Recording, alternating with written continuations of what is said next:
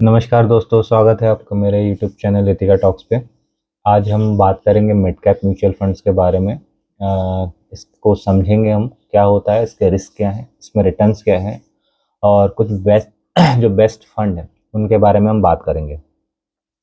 तो इसमें मैं शुरू करता हूँ इसके अपने पहले स्लाइड से कि मिड कैप फंड क्या होता है। तो मिड कैप फंड के बारे में हम सीधी सीधी जो बात करते हैं, सेबी के अकॉर्डिंग 101 कंपनी से लेके जो 250 कंपनी जो कंपनियां होती हैं वही मिड कैप कंपनी के जो मिड कैप फंड है उसी में आती हैं। तो इसमें जो आप कह सकते हैं जो मिड कैप फंड है वो 250 कंपनी के अंडर में ही आती हैं सारी कंपनियां। और इसमें जो इन्वेस्टमेंट होता है वो मीडियम साइज कंपनी से जो ग्रोइंग कंपनियां होती हैं उन्हीं में इन्वेस्टमेंट इसमें कंपनियां करती हैं। तो और जो म्यूचुअल फंड है, मिड कैप फंड जो सेलेक्ट करते हैं वो इन्हीं कंपनियों में से ही सेलेक्ट किया जाता है। ये कुछ ऐसे कंपनीज होती हैं जो लार्ज कैप कंपनियां और जो स्मॉल कैप कंपनियों के बीच में होती हैं, जो मतलब स्टेबल भी होती है प्लस जो ग्रोथ जिनमें ग्रोथ भी अच्छा बढ़िया रहता है अभी। तो ऐसी कंपनी को ही मिड कैप फंड या मिड कैप कंपनी हम बोलते हैं। फिर इसमें हम आते हैं अपने नेक्स्ट स्लाइड पे। जो कंपनी अलग कैसे है ये लार्ज कैप और मिड कैप से, आप देख सकते हैं ये लार्ज कैप कंपनियां हैं जो आप इसमें रिस्क देख सकते हैं सबसे कम है और रिटर्न आप इसमें मॉडरेट, ज़्यादा इसमें रिटर्न तो इसमें मिलता नहीं है। स्टेबिलिटी इसकी बहुत हाई होती है, एकदम स्टेबल कंपनियां हैं। टॉप 50 कंपनी अगर हम निफ्टी की बात करें तो एकदम स्टेबल कंपनी होती हैं और जो भी स्टेबल नहीं होती वो निकाल दी जाती है। वैसी मिड कैप कंपनियां होती हैं, इनका जो रिस्क होता है ये मीडियम होता है क्योंकि ये स्टेबल कंपनी भी होती है क्योंकि टॉप 250 के अंडर में आती हैं। प्लस इसमें जो स्टेबिलिटी है वो भी मीडियम होती है क्योंकि एक तो ये बहुत छोटी कंपनियां भी नहीं होती कि एकदम ही मार्केट से बाहर हो जाए और बहुत बड़ी कंपनी भी नहीं होती, तो इसमें जो ग्रोथ पोटेंशियल होता है वो थोड़ा सा हाई होता है।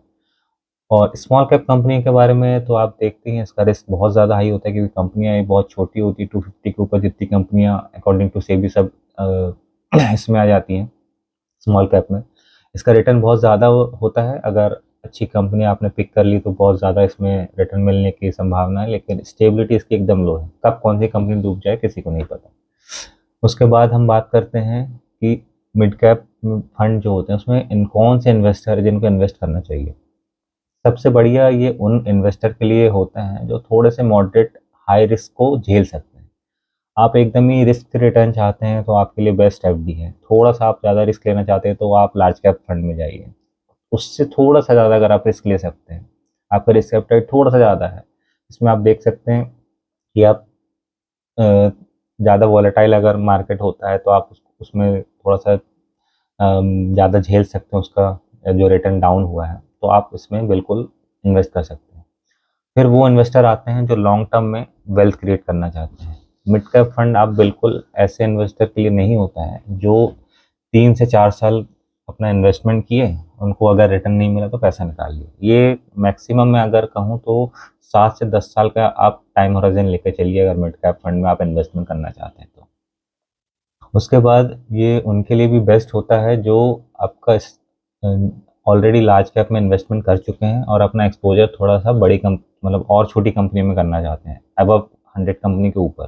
तो उन इन्वेस्टर के लिए ज़्यादा सही होता है।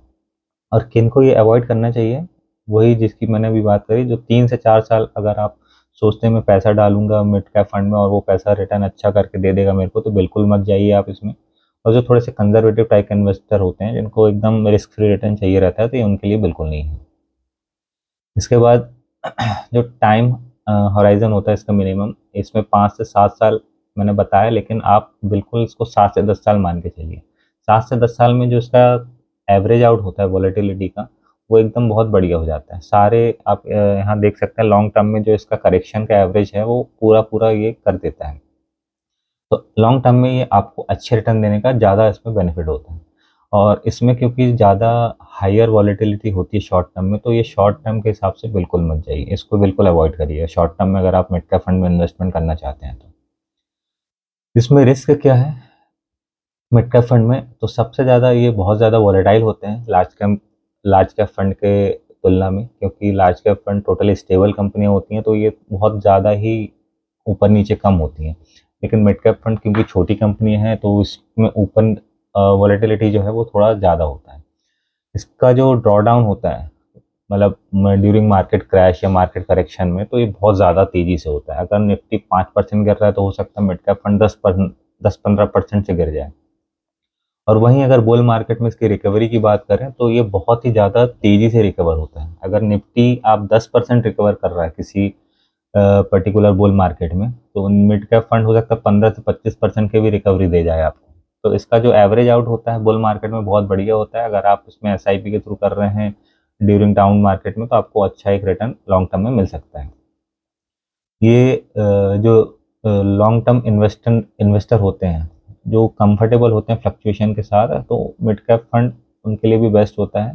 तो वो ऐसे इन्वेस्टर जो फ्लक्चुएशन से ज़्यादा प्रभावित नहीं होते हैं, तो आप बिल्कुल इस फंड में इन्वेस्टमेंट शुरू कर सकते हैं लॉन्ग टर्म होराइजन को कंसिडर करके।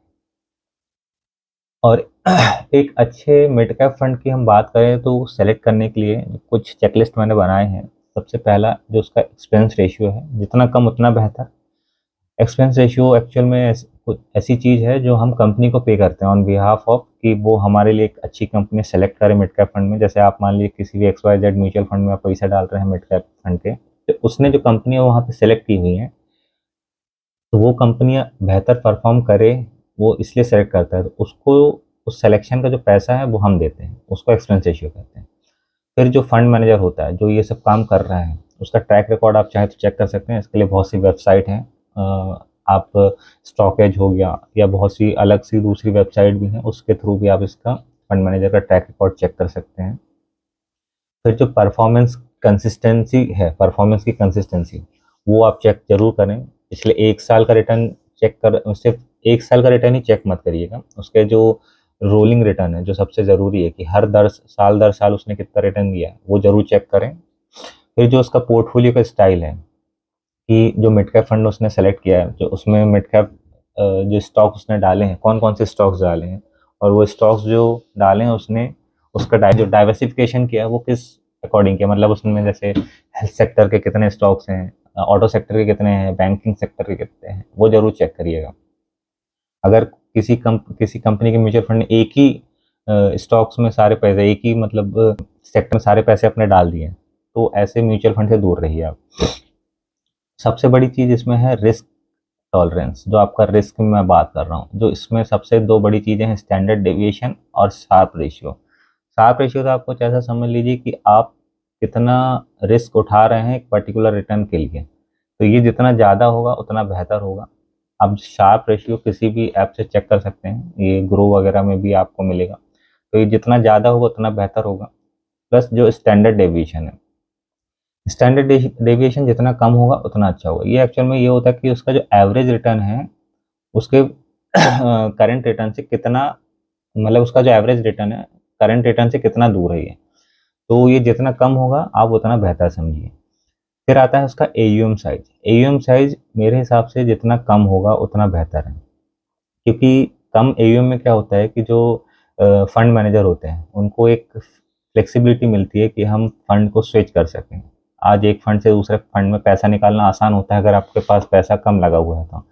यही आप मान लीजिए अगर एक आध हज़ार करोड़ रुपए, दो चार हज़ार करोड़, हालांकि इनसे ज़्यादा ही होता है, एग्जाम्पल के तौर पे बता रहा हूँ, एक आध हज़ार रुपये करोड़ रुपए का अगर आपके पास इन्वेस्टमेंट रखा हुआ है और आप उसको विड्रॉ करने की सोच रहे हैं कि दूसरे कंपनी में इन्वेस्ट करेंगे, तो इसमें थोड़ा सा मुश्किल आता है।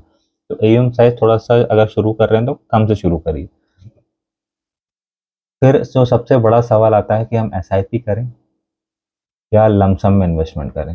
ये सारे इन्वेस्टर का जो सबसे चहीता सवाल है। तो SIP में उनके लिए सबसे बेस्ट कहूँगा जो कि एक बिगिनर है, उनके लिए सबसे बेस्ट है। SIP जो काम करता है वो आपका किसी भी फंड का जो वॉलेटिलिटी है उसको पूरा का पूरा एब्जॉर्ब कर लेता है। आप 100 रुपये भी कोई फंड खरीदते हैं, फिर अगर मार्केट गिरता है तो 50 में भी खरीदते हैं, और मार्केट बढ़ता है तो 150 में भी खरीदते हैं। तो ऑल एन एवरेज आप ये समझ लीजिए कि लॉन्ग टर्म में ये आपका जो पूरी बाइंग है उसको एवरेज आउट कर देता है। और सबसे बढ़िया इसमें जो चीज़ है SIP में, ये आपका टाइमिंग का जो रिस्क है वो कम कर देता है, इन द सेंस कि आपको इसको कंटिन्यूटी वॉच नहीं करना पड़ता। आपने SIP टाइम किया, आपने उसमें डेट सेट किया और आपका सब कुछ सेट, क्योंकि इसमें आपको बार बार चेज करने की ज़रूरत नहीं है। लमसम उनके लिए है जो थोड़े से मतलब कॉन्फिडेंट इन्वेस्टर होते हैं, मतलब ऑलरेडी वो मार्केट से कनेक्टेड हैं, वो खुद से अपना सारे डिसीजन लेते हैं, उनके लिए लमसम ज़्यादा बेटर होता है। क्योंकि जब मार्केट करेक्ट होता है तो एक सही पॉइंट मिलता है इनको बाय करने का, किसी भी म्यूचुअल फंड को या किसी भी स्टॉक्स को, तो उनके लिए लमसम इन्वेस्टमेंट ज़्यादा बेटर है। और कुछ ऐसे इन्वेस्टर जो जिनका रिस्क एपेटाइट थोड़ा हायर साइड है, क्योंकि मान लीजिए कि आपने 100 रुपये में खरीदा लमसम में और वो 50 रुपये चला गया, तो 50 रुपये सीधा 50% सीधा सीधा आपका जो लॉस हुआ है वो देख के आप डर जाएंगे। तो वहीं अगर किसी प्रॉपर इन्वेस्टर है जो अपना खुद का डिसीजन लेता है, उसका रिस्क एपेटाइट ज़्यादा अच्छा है, तो उसके लिए ठीक है, वो जान लेगा कि हाँ ये 50% अभी गिरा है, फंड अच्छा है, मैं यहाँ पे पैसे डालूंगा, ये जब बढ़ेगा तो मेरे को इससे ज़्यादा अच्छा रिटर्न मिलेगा, तो उनके लिए थोड़े ज़्यादा अच्छे रहते हैं। तो बिगनर के लिए मैं हमेशा कंसिडर करूँगा कि आप एसआईपी मोड में ही जाएं। लमसम उनके लिए है जो बहुत दिनों से मार्केट में काम कर रहे हैं, उनको पता है market up and down cycle कैसे काम करते हैं। उसके बाद हम आते हैं एलोकेशन की स्ट्रेटेजी। बिगिनर अगर आप हैं एसआईपी के थ्रू, तो आप अपने पूरे पोर्टफोलियो का 10 से 15% आप मिड कैप फंड में दे सकते हैं।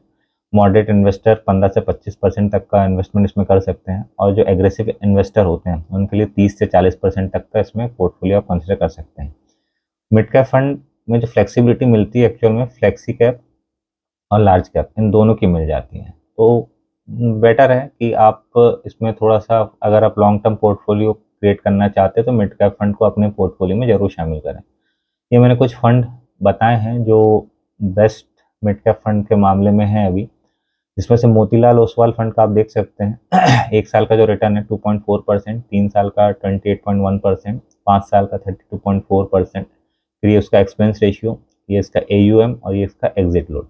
Exit load in the sense कि आप अगर म्यूचुअल फंड विड्रॉ करते हैं, कितने दिनों बाद और कितना परसेंट आपको एग्जिट लोड देना पड़ेगा। जैसे इन द सेंस इस मामले में अगर मैं बात करूं तो 1% एग्जिट लोड अगर लगेगा, अगर आप 1 साल के अंदर वो पैसा निकाल रहे हैं, तो 365 दिन के अंदर अगर पैसा निकलता है तो 1% एग्जिट लोड लगता है।